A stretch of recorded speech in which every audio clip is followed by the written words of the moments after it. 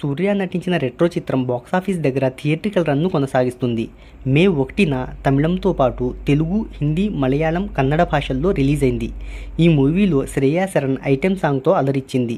ఇక ఈ movie budget ఎంత, బ్రేక్ ఈవెన్ టార్గెట్ ఎంత, 3 రోజుల్లో సాధించిన కలెక్షన్లు ఎంత అనే వివరాల్లోకి వెళ్ళబోయే ముందు ఒక చిన్న రిక్వెస్ట్, మన ఛానల్లోని వీడియోస్ చూసి నచ్చితే సబ్స్క్రైబ్ చేసి లైక్ కొట్టి షేర్ చేయండి. సాంకేతిక నిపుణుల రెమ్యునరేషన్తో పాటు ప్రమోషనల్ ఖర్చులు అన్నీ కలుపుకొని ఈ చిత్రాన్ని 65 కోట్ల రూపాయల బడ్జెట్తో నిర్మించారు. ఈ మూవీకి థియేట్రికల్, నాన్ థియేట్రికల్ రైట్స్ బాగానే జరిగాయి.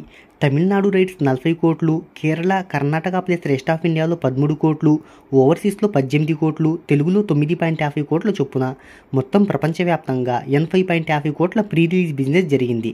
ఈ మూవీ లాభాల్లోకి రావాలి అంటే 82 కోట్ల రూపాయల షేర్, 165 కోట్ల రూపాయల గ్రాస్ వసూలను రాబట్టాలి.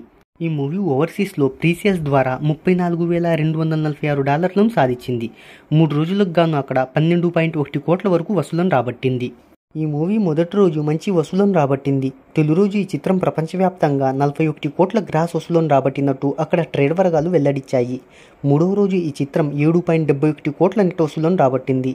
దీంట్లో తమిళంలో 7.5 కోట్లు, తెలుగులో 67 లక్షలు, హిందీలో 3 లక్షల వసూలను సాధించింది. ఇప్పటి వరకు ఈ చిత్రం వరల్డ్ వైడ్గా 48.5 కోట్ల గ్రాస్ వసూలను రాబట్టింది.